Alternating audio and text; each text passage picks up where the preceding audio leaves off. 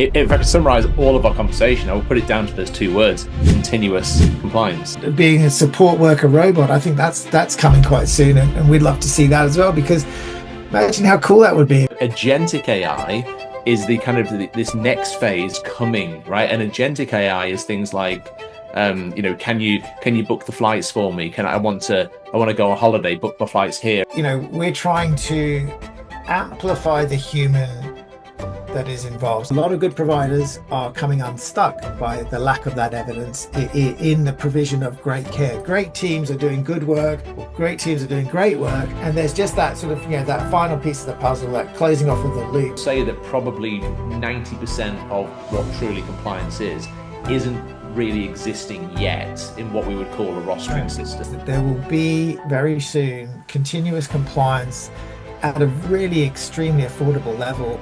Wow, imagine if you could API connect things like eTrainU and other LMSs and go connect, and then based on basically support plan required, competency of the support worker, that's all data, and then you can go, well, hey, here are the 5 recommended LMS courses that you should do, and then the manager should go, I agree, that's a great idea, I'm going to allocate the first 2 for this month's learning. That's like... We want to have continuous compliance and to demonstrate transparent trust that shows, we want it to be a badge of honor. We do this and we do it really well, and we're going to tell you, and you can ask us for evidence of that, and we'll provide that evidence, because it's just in our normal course of business. Welcome to the Steadway NDIS Podcast. My name is Chris Hall, your host, and today I've got a friend from the industry, Max King, on the line. Now, to introduce Max, he is the founder and executive chairman of Auscare Support, which is a national support coordination business. After 11 years of doing support coordination and also previously some plan management, Max has now founded a new entity called Kortado. Now, Kortado is a compliance-based platform designed specifically for both NDIS providers and also those operating in aged care. And Max and I always have our catch-ups and our chats, and we love talking strat and IT and approach and all that kind of stuff. So we're going to talk today about how platforms, automation, and AI specifically can be used to have a more effective relationship with the dreaded subject of compliance and audits. So Max, welcome to the podcast. It's great to have you on. Yeah, thank you, Chris, and a wonderful introduction. As you say, always keen to catch up with you, and it's always engaging and go off on various different tangents. So it's great to be here. Absolutely, likewise, mate. So, all right, so I'm sure we'll learn through this conversation about some of the things that Kortado does, but I also like to talk at first principles, industry level. Where is the NDIS at as a sector, and what are the players that are doing things differently doing? So if we kind of go down to the fundamentals of compliance and thinking about things like audit, etc. My first principles question is, what actually is compliance? And is it, the way I think about it is it the combination of documentation, human behavior, but then also evidence that you're implementing, whatever that is, your policy, your risk registers, the whole lot? How do you see, what is the fundamental thing that compliance actually is? Yeah, it's a great question. And I think to really answer that, I think it's really important to start with maybe just taking it up a level and talking about sort of the greater context of governance, risk, and compliance. So if we take about that acronym GRC and what are those 3 elements? Governance really is, what are the decisions that a company makes and how are they implemented, and what is the framework that they are determined by? Risks are obviously those risks that are associated with the provision of services, any stakeholder that's involved in an entity.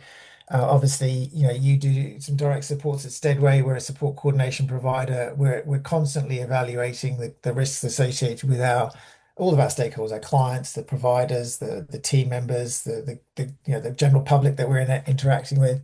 And then compliance really sits alongside those 2 fundamental pillars. And compliance really is, what is the framework set by the industry bodies? So, the Aged Care Quality and Safety Commission in the Aged Care, and then quality and compliance, and I'm getting all muddled here, but the Quality and Safety Commission in the NDIS. So those are the sort of compliance really sits along in those pillars. And then if you start to look at what is compliance, well, how do we determine what is the framework that the commissions introduced to both of those cohorts, and how do the policies? I feel like I'm waffling here a bit, Chris. So No, it's fine. It's fine. It's interesting. I mean, look, the thing is, Max, is that it's great to take it up that higher level because, as we know, there's so many providers, tens of thousands, hundreds of thousands of providers in the industry, some registered, some not. One way or another, you've always got a mixture between your startups, your becoming established ones. And I would define, becoming established from ideally I'd say 3 to 5 mil and above. That's becoming established, but I'm still yep, relatively small. And then once you start to get into the 10, 20 mil plus bigger leagues of things, you are established. And then of course you've got the big players, right? And when I hear the word governance, some of the associative words that I have are like board of directors, I think of the yep. big players, etc. So I think, I would also wind back that distinction to IT and the opportunity for the startups and the growing ones. Because putting it simply, if you can bring great IT and system solutions that the small and startups can benefit from, what you're doing is indirectly you're sort of empowering them to think in that governance mindset from the beginning, i.e., you don't have to wait until you're big to start doing governance properly. No, and I think the distinction generally is that those larger enterprise, providers you're talking about there, they have distinct individuals in those roles. Whereas if you're at a smaller stage, and certainly from Auscare support stage or Steadway stage, you know, you, Chris, or myself, or my team, we have to wear different hats. But it doesn't mean that those distinctions should be avoided. Mm, Governance is really an important distinction to introduce to a smaller organization, so it starts to be just ingrained in the way that the team understands and the language. Now that may be a monthly or a quarterly or an annual discussion, but it's still an important distinction from the risks that are associated. Now, risks are day to day. We can't avoid the complexity of and the amount of interactions that individuals have and stakeholders have.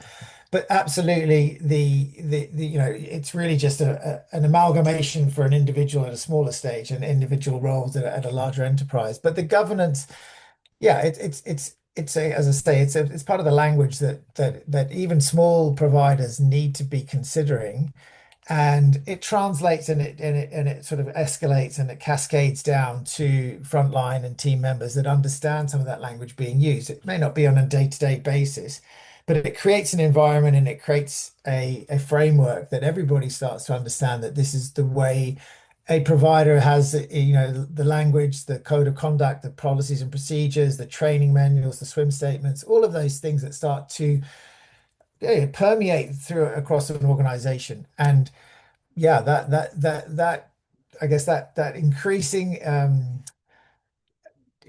language is used, adherence to, creates the framework that providers need to exist in this day and age.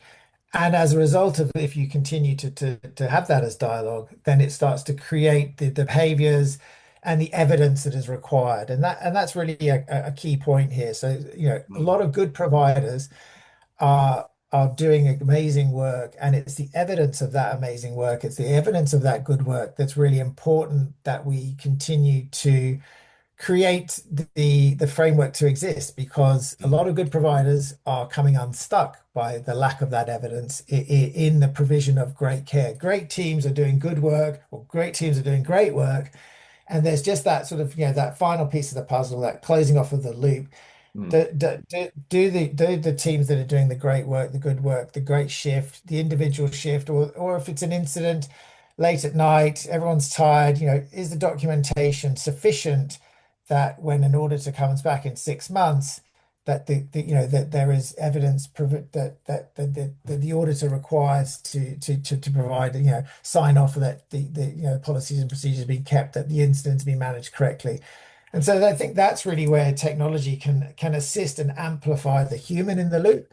And really, we're sort of quietly excited that, the challenge of organizations like Steadway or Auscare Support that have, probably tens of thousands of interactions, or, enterprise levels that have hundreds of thousands or millions of interactions. It's really difficult for organizations that are providing that level of care Mm. to just evidence across the organization to provide that level of scrutiny and transparency.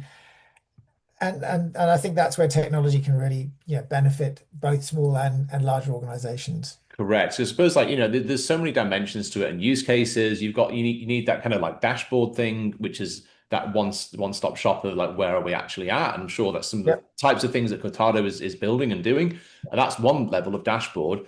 The permeation, not every person in the business has to understand the full picture, but an example for us would be we've got a wonderful service coordinator who's in charge of training at our business, and she completely understands the importance of putting things on the training register. So that's an example of permeating throughout the business.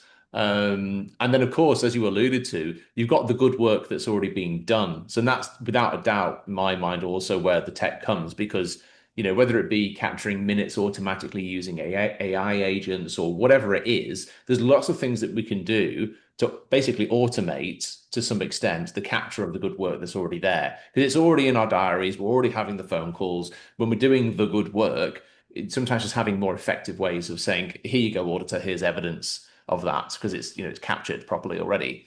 Um, Yeah, and we're seeing evidence of some real efficiencies being brought in. So, voice notes for, recorded for shift notes.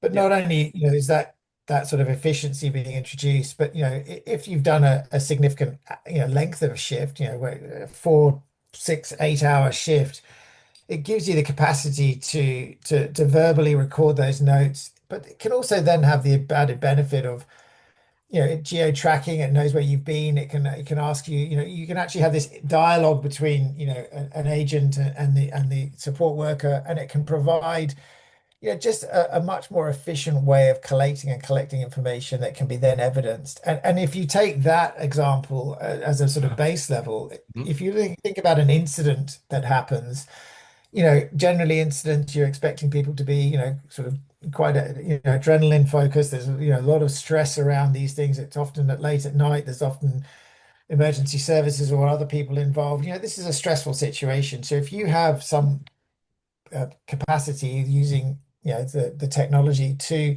guide an individual through that, take the Mm. steps that need to be recorded, or even if it's just to just to prompt them or and Mm. encourage them to to have certain evidence or certain Mm. capacity of information recorded. That is a huge benefit to someone that's probably not focused on, do I need to, take a picture of an incident or the environment, or what do I need to record from other aspects. So there's a really powerful, support for those frontline, Mm. members of the team who are probably, as you say, they've done their best. They've taken an enormous amount of care for the client in whatever the situation may be, Mm. but it's just that tired human lack of understanding of what is the policy and procedure in a situation like this require from me. Well, I'll Yeah. step you through that, and then it can be escalated to other team members the following day or the following morning, and it can then follow up in terms of what's required or what's missing. So just a Mm. really powerful benefit to the individual that's been on the front line in that incident, and then can create that, as I say, the evidence and follow up so that it's all documented, it's all tracked, it's all collated.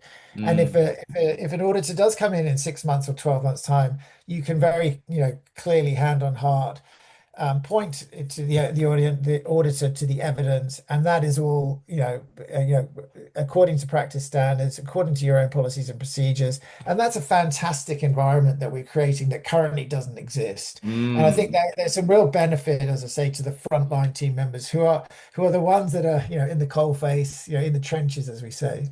Yeah, that's so inspiring. I love that because I suppose like there's so many things that AI gets thrown around a lot. Not everything has to be AI. Some things can be technology based, some things can be automated based, some can be workflow based. These are all IT terms, but basically Yeah.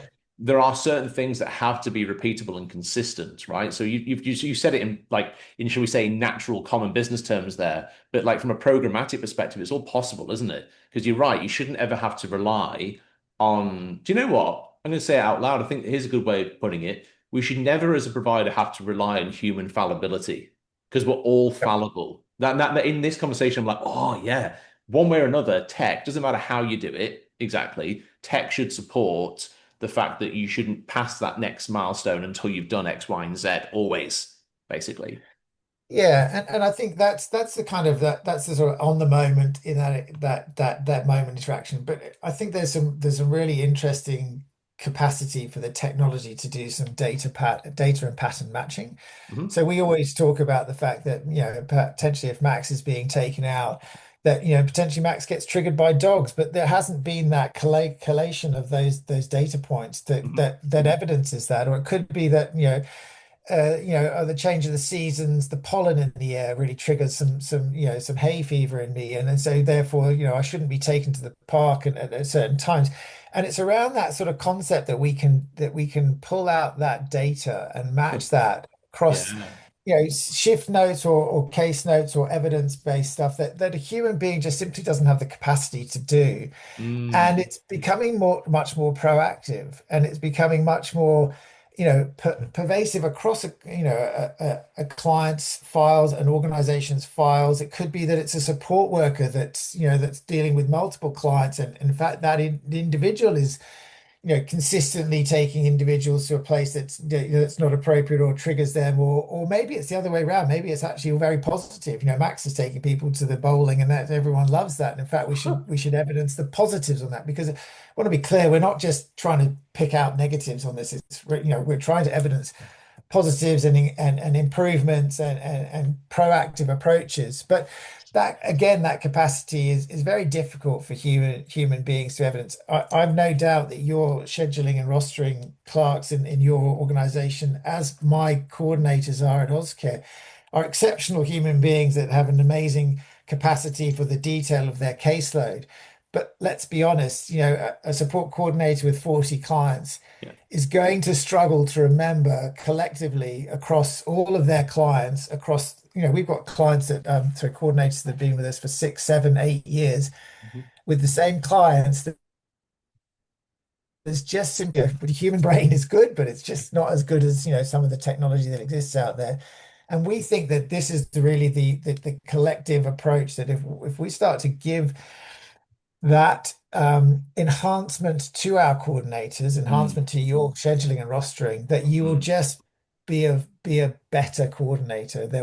We will be a better organization. Yep. We will serve our clients in a better way by Wow. amplifying the human being that's involved with them, by giving them just that sort of, I guess, a bigger brain to understand all of the nuance and detail around that client. And so Hmm. that's really our hope. We're going process of creating sort of, support administration coordinators to support our support coordinators at the moment. So that's something we've got bubbling away in the background. But we're really excited because it can ingest Mm. this volume of data. We've got all of our email files, all of our case notes in our CRM that we use. We use a Stolti for our support coordinators, all of our Teams chats. And that's going to collectively and individually create these admin assistants that will support our coordinators. And that's just something that, has really just come about. We were talking about Claude just before we started recording. That's Mm. something that's come about through the advancements of technology. Yeah. And if you can overlay that with the Kortado platform, then we've got a Hmm. really sort of holistic approach to just being a better coordination provider. That's really Wow. where Wow. I love it. That's just like taking we're my thinking to a whole different domain. I love that because it's all data, isn't it? Data, potato, potato. I come from the UK, so data or data. yeah, data, Um, data for me, but yeah, yeah. and you're right, because a support plan for us, we've got a support plan template that's about 20 pages long. So it's a lot, it's a big document, and especially Yeah, if you have a new worker working with the client for the first time, like it is, there's a limit to the human input, possibility and the proactivity level, especially when you're in the moment, right? So what you're describing yeah, there is amazing. That's contextual. It's taking every little data point that might be in a support plan or in a field inside of the system, and yeah, doing something with it that's contextual, seasonal, in that hay fever example, the whole yeah, lot. That's a, yeah, that I would describe that as going into the realm of, oh, what is that? Does that start to go into the realm of agentic AI? Because it's for the benefit of the of the audience here. There's automations, there's AI which can work on the language and all the words that are in the system. That's one thing. And the way that AI became famous over the last couple of years was ChatGPT, right? And that is what's called a large language model. I know you and I know what that is, but LLM, large language model, processes language very well. So it's great, but it relies on the prompt, right? It relies on the quality of the prompt, and you could have a batch job to analyze something every day. It's all possible, right? But agentic AI is the kind of this next phase, isn't it, Max, that's coming, right? And agentic AI is things like, can you book the flights for me? I want to go on holiday, book my flights here. And the agent, so to speak, is like an employee almost and goes and does that. So like, is that kind of partly what you're starting to get out there? Like there's an opportunity to develop the next level of agentic AI stuff, not just language processing. Yeah, so I always think, booking a trip is a really complicated concept, particularly Yeah. if you think about how many options there are in flights and pathways and hotels and cars and other options, and do I need insurance? But if you think about what we're trying to do, which is we have a huge data set, many years of case notes and interactions with clients and coordinators. We have, Mm. as I say, years of email, and obviously we moved to Teams probably 4 or 5 years ago, and have continued to have dialogue both with our compliance team and our coordinators, but also coordinators internally and coordinators with their managers and team leaders. And that just has a hugely rich set of questions, answers, comments, documents, actions, reactions, and we really just are very, at the very early stages of creating and ingesting that information into the agent base that's based around an LLM, as you say, but has that capacity for agentic behavior in terms of action, reaction, cause and effect. And we really, we're trying to amplify the human that is involved. So the coordinator still is the principal. Obviously, everything is based around our participants and the coordinator and their relationship and and that is still the key of this. But what we're trying to do is just give that coordinator, I guess, that sort of always on huge capacity for data ingestion, and then have proactive prompts. So it could be that you as a coordinator think that it's important to do X, Y, or Z, and in fact it's A, B, or C. And what we're trying to do is just and still enable that coordinator to make the decision. We're not trying to replace the coordinator, and I want to be very clear about this because Mm.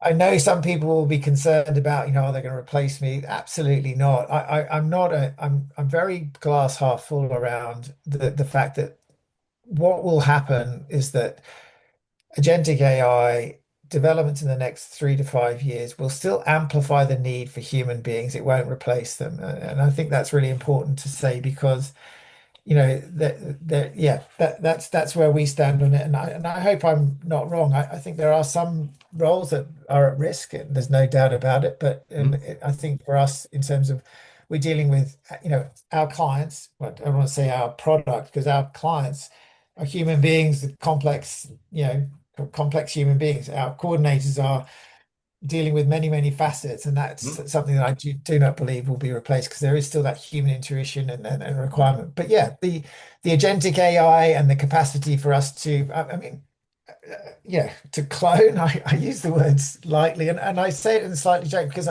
I've said for many years if I could clone Joe McIntyre. So Joe Yeah. McIntyre is the CEO of Auscare Support, and I've joked about it for many years, Chris.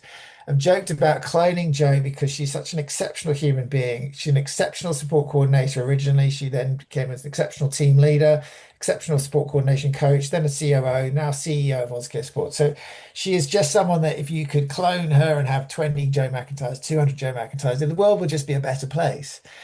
And so I'm really excited to try and not just create more Joes, but more Chrissy Taylors, more Lachelle's, more of our good team members. But yeah, and then collectively we'll learn, and individually they'll learn. And again, when we come back down to the core question of what is compliance, is managing risk. So you've got kind of two ends of the spectrum, haven't you? You've got oh goodness, there's a miss, there's a disaster that happens because we didn't manage risk. So all these things can prevent the chances of the disaster happening. So you're avoiding pain. And then when it comes to all these proactive suggestions, what you're doing is you're saying, well, it is true that as a coordinator or even as a team leader on a core support side of things, whatever is the role, it's very common to have like a caseload of say 40 to 50 people that you're supporting. That's roughly it, right? But Yeah. then again, the human fallibility thing is you can't, the myth of multitasking. I always joke with my wife saying, look, I'm a man, I can't multitask. Let me do one thing at a time. But it's true, like one way or another, we can't actually answer 50 questions at the same time. So if we can have these things taking us from where we're already at as good, what it can do is can push us up to best practice, can't it? Because then best practice says, wow, that's a really good, bloody good point. It's pollen season. Let's not trigger Ben, our client, because he's, when he Yeah. gets all snotty and teary, he gets agitated and it can have Yeah. can Yeah. have an Has a incident. knock-on effect. Has a Yeah. knock-on effect. Yeah. Yeah. That kind of nudges us up, doesn't it? So I think all the tech stuff avoids the disasters more and pushes us up. It lifts that standard of care. Yeah, and the challenge a lot of organizations have is that that data is it exists currently. It Hmm. could be that, in your example, Ben has been triggered by pollen over the course of a number of years, but there's just no way of evidencing that. And because he's had potentially a number of different support workers, or there's been a couple of different coordinators, or whatever the situation may be, that evidence hasn't actually been matched and pattern created or detected. And what we are trying to do, from the Kortado perspective, is sit basically across any of the current software and systems in the tech stack, ingest the data on a read-only basis, and provide evidence-based reporting, as I said, at a hierarchical level, board level, ops level, frontline level, participant level, to create, I guess, yeah, best practice in the workplace, but also, as you say, evidence-backed, whether it's day-to-day compliance on a transparent across the organization basis. Because at the moment, the real risk is that, when we were providing compliance checks for our team at Auscare support, it was done on a sample basis. When we looked at the compliance scores on a fortnightly basis in our WIP meetings, we would have a number as 1 to 10, and if you were below a 7, we were putting you on an investigatory, let's find out why you were below that, and we're going to raise you up. And if you were 9 plus, you often didn't get checked for a number of periods. Now, both of those things have issues. Just because someone scored a 9 doesn't mean they're continuing to score a 9. And just because someone's a 7, it doesn't necessarily mean they're bad. It could mean that there are just some issues. Documents haven't been signed. It could be that, that they are onto that, but it's just that was the way we scored. It was a very manual system. And, it was just really based, manual processes, spreadsheets, time consuming, inaccurate, sample based, lots of black holes where we weren't sure what was happening.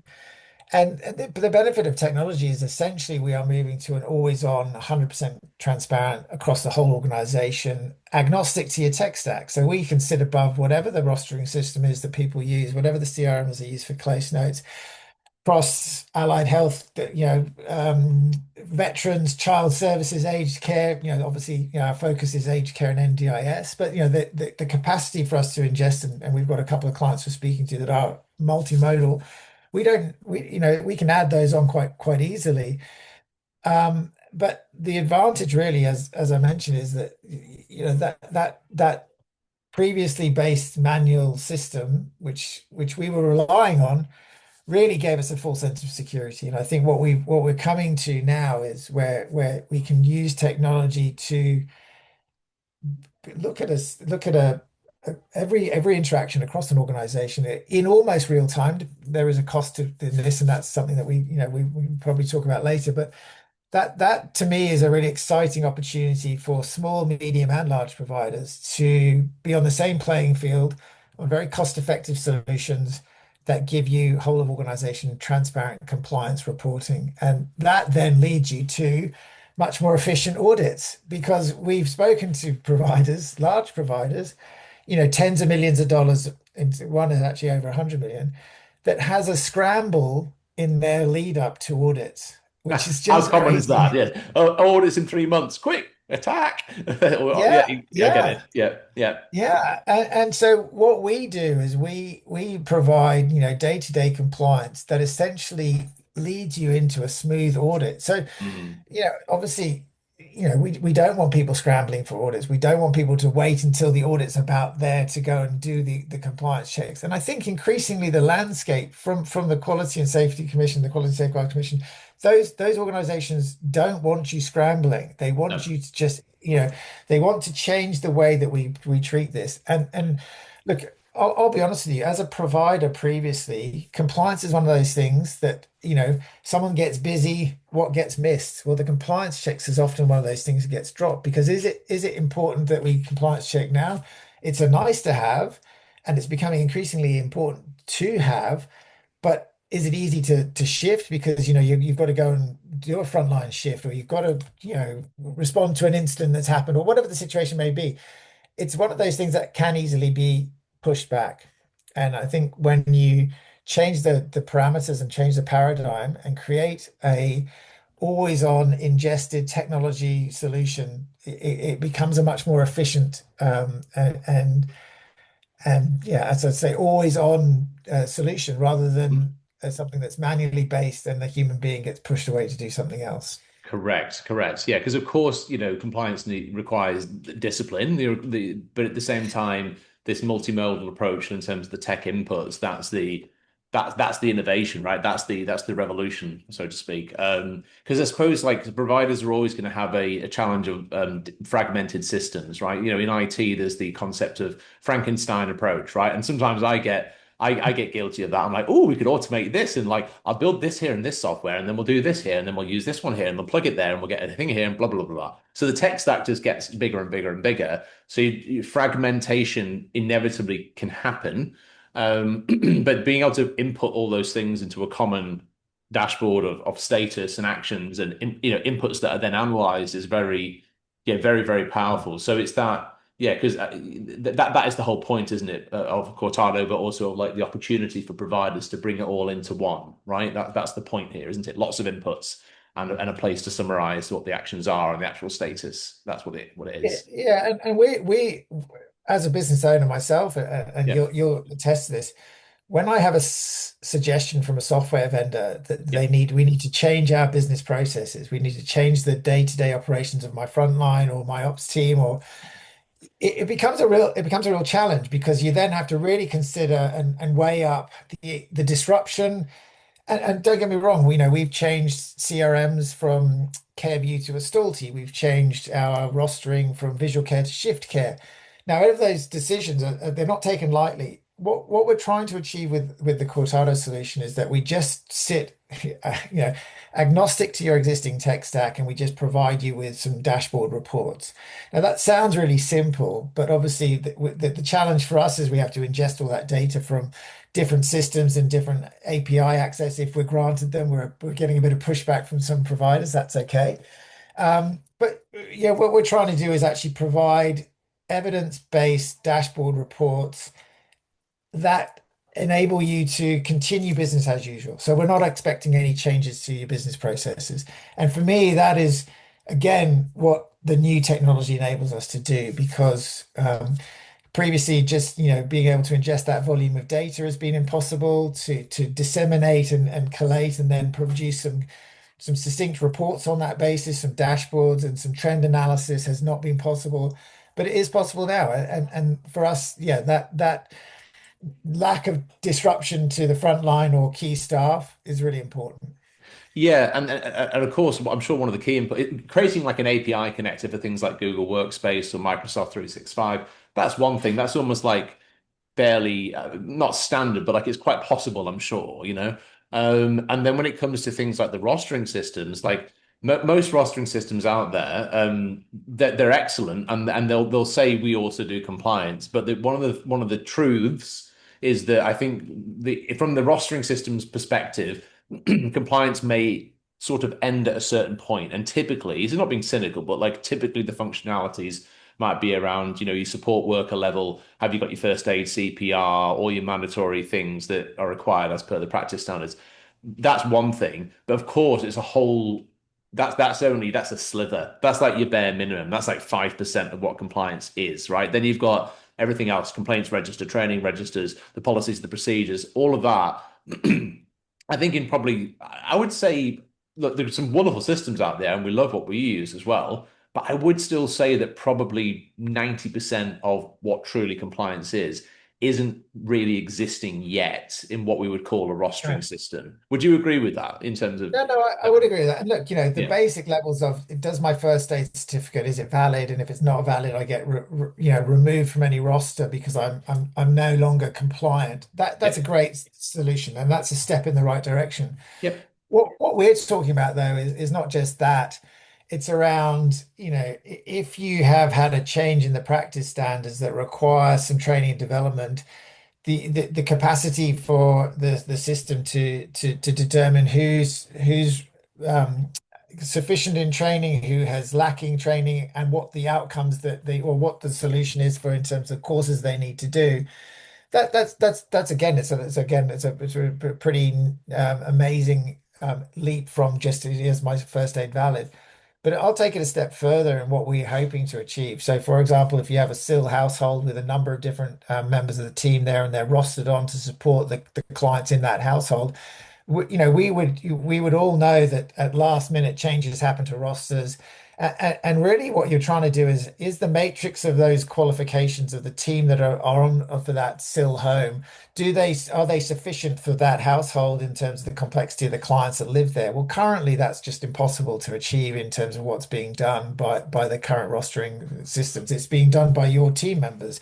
And that's fine, but team members, and then often it's just like, oh well, we're short of a staff, so we need to do that. What we're trying to suggest is that we will have the capacity to flag very early on and have the human override, but that sort of matrix of skill sets that can be determined and collated for our household, and it's just evidencing the risks that are associated with that. Now you may override it and you may continue, and obviously people mm, need to have support, but there's a real sort of capacity for that, and that's the agenticness of the AI that's coming, that I think will be that will come in the next 12 to 24 months, and I think mm, this will just become pervasive, and you'll look back in the future and go, how did we exist without this? How did we, mhm. we were so at risk. And look, we're all of the, we're all you I we're good providers doing good work, and we're just going to amplify that work with some of the technology that comes in. It's not going to be, we talk about the providers that are the less reliable ones, the more salubrious one, the shonks, I think was the word that was used in some of the language recently by the minister. They will continue to be doing what they do and how they do it. What we're doing is, we're talking about working with the excellent providers, those people that really are pushing the standards of care higher and higher, and technology will amplify that. Now, you alluded to this, but I think it's a really interesting avenue about learning management systems, LMSs, right? So again, smaller providers might not have a LMS, bigger ones typically do. There's all sorts of training, right? I come from previous to the NDIS, I had a few years in the vocational sector, vet with RTOs and all that kind of stuff. And I know the distinction between accredited learning versus non-accredited learning, right? So what that means is when you get like a Cert 3 or Cert 4 in whatever, and you do the learning content, you do the assessment, and you're accredited that you know that. That's what accredited learning basically means. Non-accredited learning is your typical self-paced e-learning, hey, learn something about code of conduct or fill in the blank, whatever the course is. And you need to do both, right? So from a learning management approach and the training register and the things you're talking about um, there are wonderful organizations like eTrainU is just one example. They've got, they partner with the National Disability Service as a subject matter expert on content, and they've got this massive library, right, of LMS content. So like in terms of like potential opportunities, like I think that's also really inspirational to say, wow, imagine if you could API connect things like eTrainU and other LMSs and go connect. And then based on, the basically support plan requirements, training, competency of the support worker, that's all data. And then you can go, well, hey, here are the five recommended LMS courses that you should do, and then the manager should go, I agree, that's a great idea. I'm going to allocate the first two for this month's Yeah. learning. That's like that's Yeah, fantastic. yeah, and then if if Mac, who traditionally has been rather remiss at his at those things that have been allocated to him, if you don't do them, then if you don't do them, you get a reminder, you get escalated, it becomes a critical incident, it becomes you just have this dialogue around what is Mm, required, and it's got the smarts to know that if we change the practice standards or there's a change to the policies and procedures that are either legislatively driven or governance mm, by your board or by your management team, that it knows that there's a weakness in Max's current training and development, and it can flag that, or it can basically suggest that, if you are looking for, this new client has come in, well, actually, he's got behaviors of or whatever the risk profile is associated with that. Well, actually, here are the people that have got experience in that. It's just that capacity for matching and pattern recognition, and as you yeah. say, the capacity for just enhancing the overall level and standards of care delivered, will be exceptional. And as you mentioned, the LMSs and training platforms linked to your policies and procedures, linked to that staff accreditation, linked to the complexity of the client. All of these Mm. things just enhance our capacity, as I say, to deliver exceptional care. Wow. Okay, it keeps on blowing my mind this. Okay, I'm going to throw another one in there for you. You may have already Yeah. thought this, but you know how, as a director of a company, you're one of the key personnel, you're on the line legally to make sure Yeah. you're complying with the practice standards. So that's the legal responsibility, so to speak, when it comes to audit. Whilst that is true, one's obligation is also to be kept up to date about practice standards and Yeah. releases by the commission and all that stuff, right?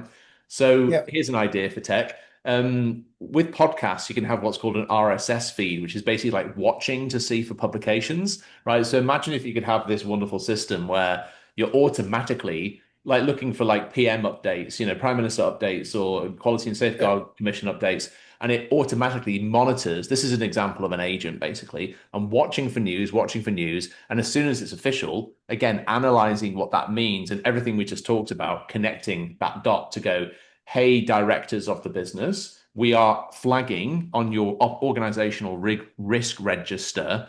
Let's say, here's an example. A couple of years ago, there's a proper term for it. When you use lots of medicines at the same time, forgive me, it's poly something. When you use lots of medications, you've got to manage that risk to make sure they're not interacting with each other, and your workers need to understand the side effects of your medication. That was an example of a release of like, hey, providers are now obliged to do this.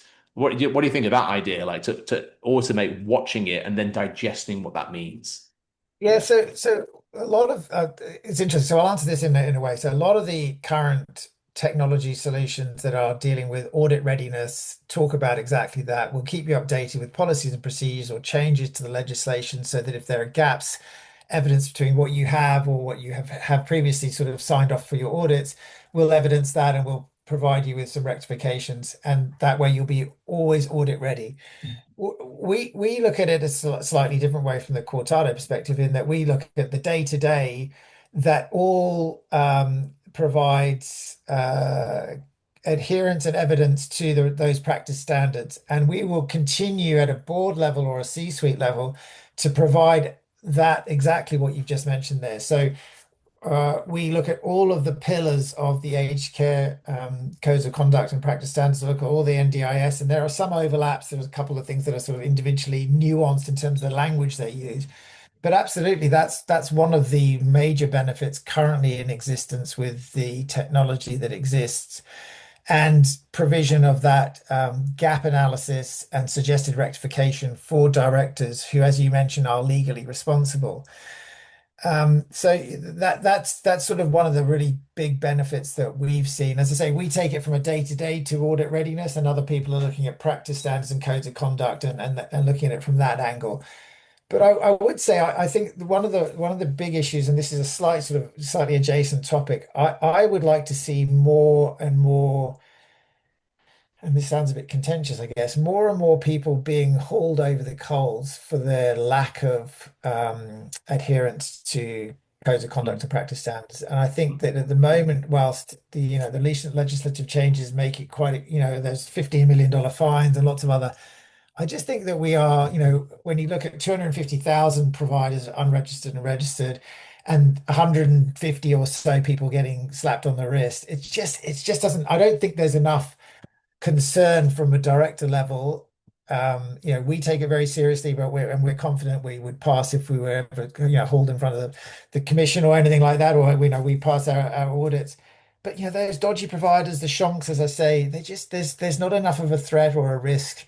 And I think the benefit of what we're trying to achieve is that we will see, hopefully, fingers crossed, an adoption by the commission or the agency to use the technology to surface and evidence those people that are behaving in a way that would indicate behaviors of concern, the way that they're acting and reacting, or just conflicts of interest. Let's just say, if you're a small provider of support coordination, you do plan management and SIL, well, there's probably, there are good ones out there, I'm sure, but there's also just a few that are probably on that shonks.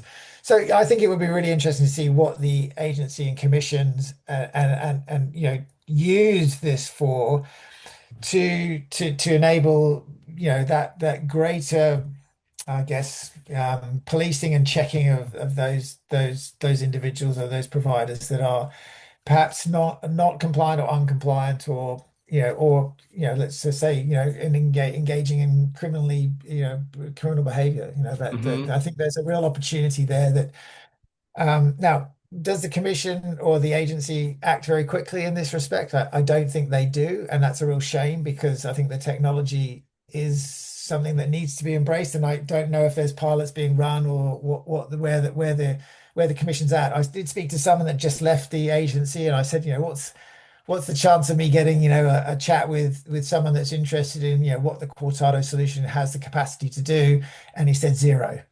So, Wow. and I guess I shrugged my shoulders and said, okay, Yeah. that's really disappointing, but you know, yeah, Yeah, I mean, of course, this links to the media. It also links to things like the mandatory registration subject. I am fully in favor, generally speaking, of some form of mandatory registration, even if it's tiered or 100%. whatever, because you've got to be able to have the threat of the purse strings, i.e., that's the simplest thing here. Like if you don't remain registered, you ain't going to get paid. It needs to be so simple, and I feel like the industry needs to do things like that so that we come out of the Wild West phase. Because unfortunately, what's going to happen until we do things like this is we're going to continue to be basically, there's going to be aspects of the Wild West where, and then they get highlighted by the media, quite rightly, when you've got people doing dodgy things. But we need to just eliminate those things from happening through things like registration, better systems, and, all of that, And it really. doesn't need to be overbearingly complicated. And this is, Mm, I think, where they've sort of haven't they've missed an opportunity. Originally, when there was just sort of register or not, that was kind of a bit basic in my opinion. But okay, let's start with that. But then they talked about introducing the 1 to 4 ideas, and and okay, great. Well, it's easy enough to expect a support worker to just provide some basic level of information around who they are and what they do, whether it's a driving license or something like that. So at least there's some capacity of us knowing who that provider is. It doesn't need to be expensive, and it can be, obviously with the as I say, we talked about the Kortado ingestion engine. Well, the NDI could really just ingest some information and provide some feedback. It can be almost self-service. So, I really think that there's a missed opportunity. And when they pushed back mm, on the support coordination mandatory registration, I was really disappointed. mm, I thought that it had been obvious for a while that the auditors were struggling with the backlog and the backlash. But at the same time, we had already lost so many good independent support coordinators because they were fearful of the process. It was mm, expensive and time consuming. It was just a really bad outcome from what could have been quite a simple solution. mm, We don't need to be level 4 necessarily, but get something along the line, start that ball rolling, enable, and I'm not necessarily, I'm a believer in outsourcing because I think the government, pretty useless on their own. But that was a real shame that was missed. It'd be interesting to see how SIL comes about. But if we reference some of the aged care changes that came in November of last year, essentially when we've had conversations with our aged care clients, they basically say nobody is compliant. And that's another really interesting concept. So, basically nobody's compliant, so nobody's moving forward on the compliance basis because they're just not, they don't have the capacity in the systems and software to keep up with the changes. Mm. Well, again, what's the solution there? Well, we can provide that solution. Technology can provide that solution. We're not the only ones. There's other organizations out there. So there is the capacity using technology to move that forward. Why is that not being encouraged with maybe it's a master vendor solution from the agency or the commission in both cohorts? But yeah, Mm. I don't have the solution, and I wish there was someone. If someone from the agency or commission listens to this podcast, which hopefully they Mm. do, Mm. get in touch. We can provide a solution for some of that mandatory registration and just that overall increase in the level of standards in the industry. Correct. Look, I am a believer that the private marketplace is going to bring the solutions that are necessary. And it's great that you're, as an entrepreneur, doing such things because that's the way it's going to happen. I also am a believer that there are so many, like, there's lots of distractions in terms of the politics and the news of the NDIS. And I feel like there are so many quicker fixes that could be put in place. I've talked to them before about the podcast, so I'll reference them very quickly here. Let's say, for example, quick fix number one, you've got NDIS worker checks. Let's say if someone is, they're validated as, good to go. What happens when they are no longer valid because they've been taken off the system? There's no workflow notification. Let's say they committed crime. There's no workflow notification to the employer to say, hey, Bobby broke into a shop and he's been arrested by the police. He shouldn't be a support worker anymore. Whatever it is, that doesn't exist. That's a bloody easy fix. Yeah, There's no communication between banning orders and the NDIS worker check. That's stupid. That's connecting two databases together. Not bloody hard. no, And then there's the fundamental things around registration that we've talked about, and I agree with you on. Like, oh my goodness, put things like this in place, that all adds so much more value than all of the rest of the distractions. It's all politics. It's all like, don't worry about whether the scheme's doing this or that. Just fix the fundamentals that actually have an yeah, impact on the quality of the lives of the participant and also the way that businesses can run, because those workflow impacts would actually empower providers with the right information so that they are compliant. Like, it just seems silly to me. Like, I don't see, yeah, that doesn't seem to exist. That. So I'm happy to have these conversations in the podcast like yeah. this because I hope that it spurs on some changes one way or another indirectly. Yeah. Yeah, and as you say, just chip away at some of the quick wins rather than necessarily rattling your saber and creating levels of uncertainty. The conversations around navigators in the support coordination space, the conversation around mandatory registration, which, as I say, we know of cohorts of independent coordinators that have just said, I'm hanging up my boots and giving this up. It's too hard, and I don't want to go through registration because it's too expensive.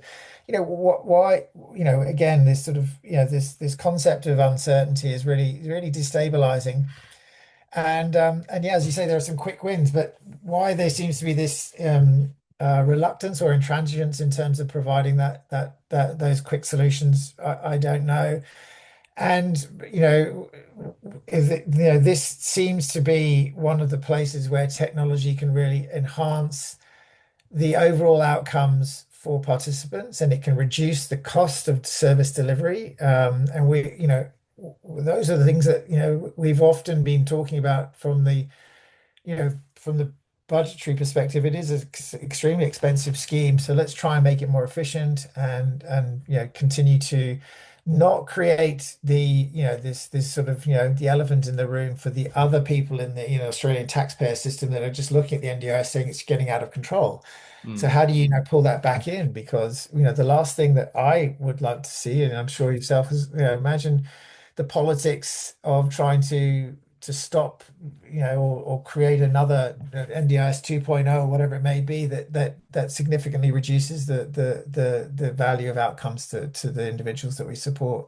Absolutely. And the business case is there, right? So I love that you're doing it. Well, that's what we're passionate about in other ways. one way or another, it's necessary because 48% of providers made a loss last year.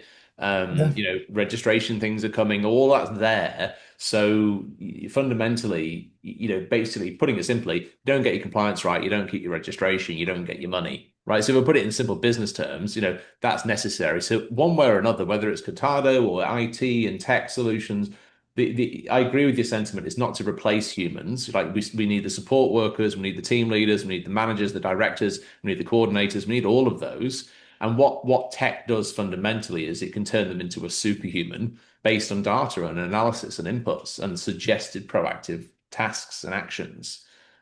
Yeah, and we're really excited about the sort of the concept, and I'm not sure if it's Moore's laws. I think that might be a Yeah. computing Yeah. extravagance, but we anticipate the cost of tokens, because there is a compute cost in any of the compliance that we run, will come down in the future. So in a couple of years' time, we can be running Sonnet 4.6, and it'll be almost free, I imagine, because Sonnet, so whatever, 12 or something will be out and it'll be whiz bangy. But you don't need that level of, it doesn't need to be, the latest model. So, the concept that we are trying to work towards is that there will be very soon continuous compliance at a really extremely affordable level. So that'll mean that every provider, small, medium, large, enterprise, will all be able to have always on, fully, full across a whole organization, every facet, every tech stack, because it'll be just so cheap to do, and it'll just be of so much benefit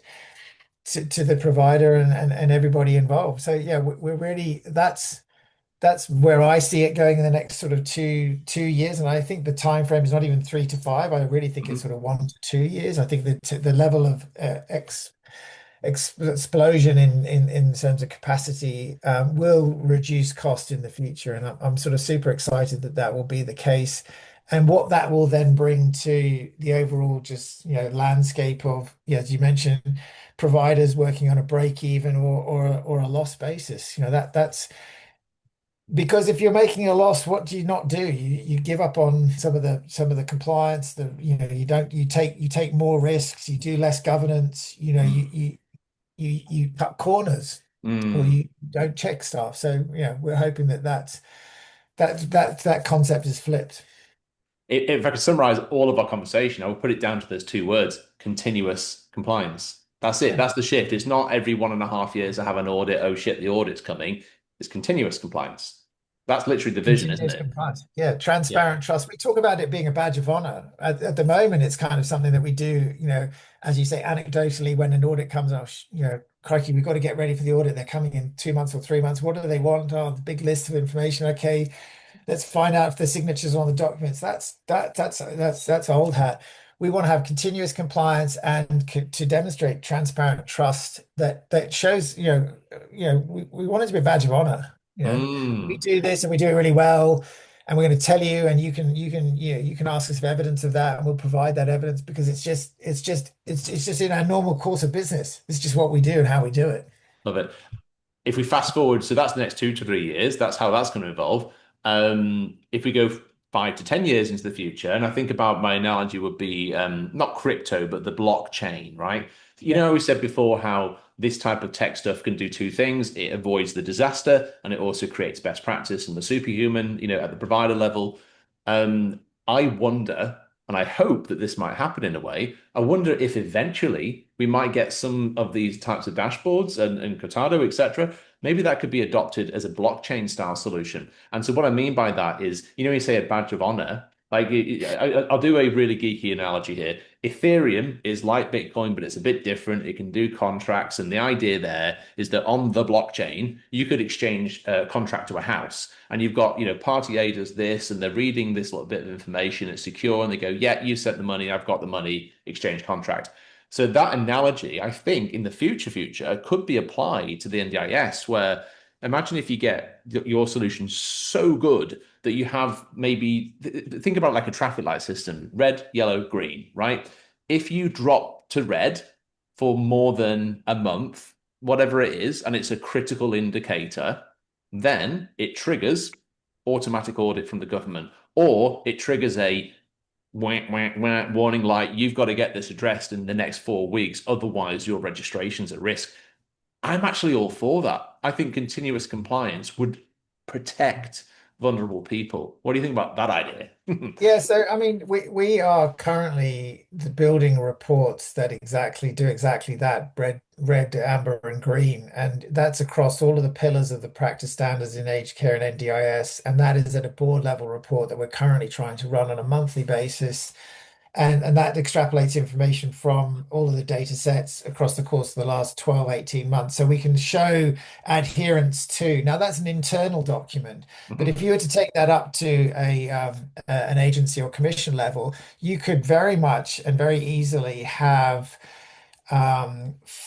fully transparent compliance reporting, both read and write to organizations and to the commission level that demonstrates across the course of every provider, every interaction, whether it's adhering and whether it complies and adheres to the current legislative environments and practice standards. We would embrace that, and without getting it wouldn't be too granular, but on an overall basis, absolutely see that happening. I don't see that happening as long out as 5 to 10.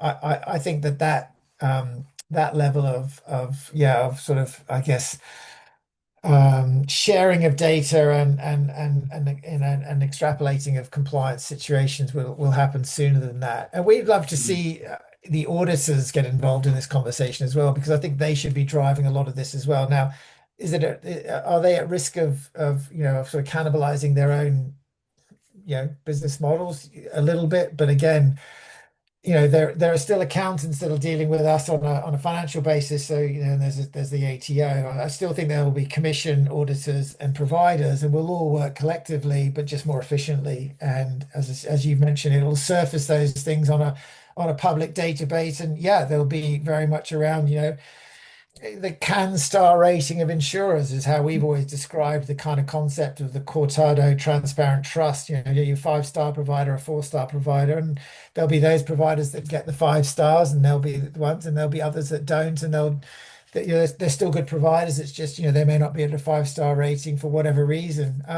But yeah, very much convinced that blockchain approach to governance, risk, and compliance in not just age and disability, but all of the other sectors that have compliance requirements will come, and it'll be of benefit to everybody that's involved in them. As I say, we truly believe that the biggest effect that Cortado can have is on frontline staff, just feeling that they're heard and valued in terms of the work they do and what they're evidencing on a day-to-day basis. It's yeah, board level is great, and obviously directors are on the line, as you say, legally, but who is listening to the shift notes that Max wrote yesterday, and who's making sure that that's because and who's drawing the parallels and pattern matching, and that's the benefit, yeah, for sure. Absolutely. I suppose let me end on a optimistic, but also maybe a warning note, like for some providers as well, because I went to a networking event 6 months ago and I met a lovely auditor, does consulting services as well,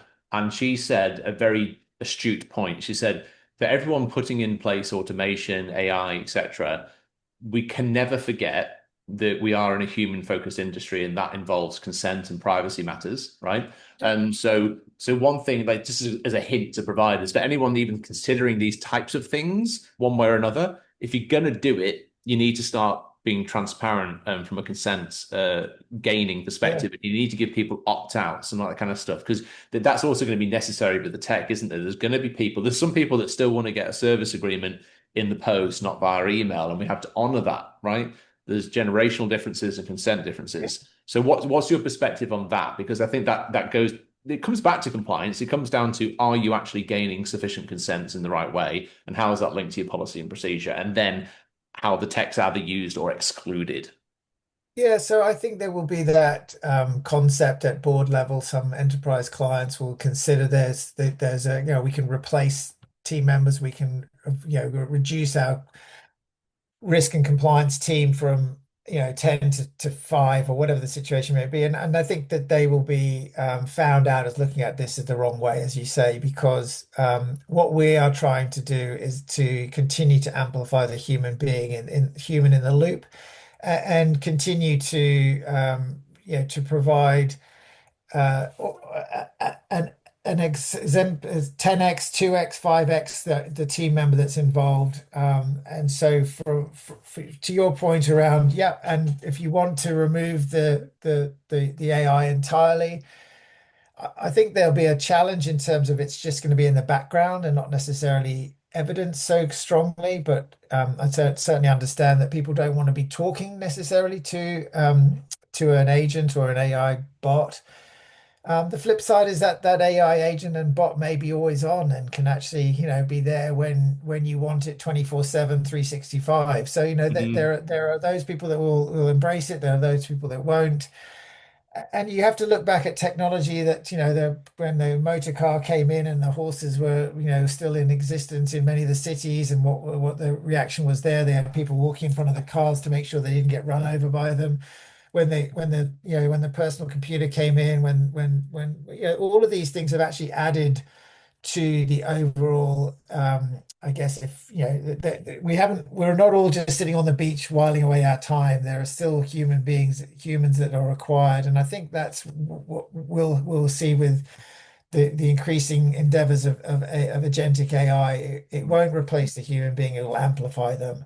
Yeah. And that's really what Cortado's solution is delivering. That's really what I believe in terms of the future for this. And yeah, I think it'll be hard to decline AI because it'll just be ingrained in some of the back ends of systems. But yeah, to deal with a human being 100%. You want to have a good chat Yeah, with someone.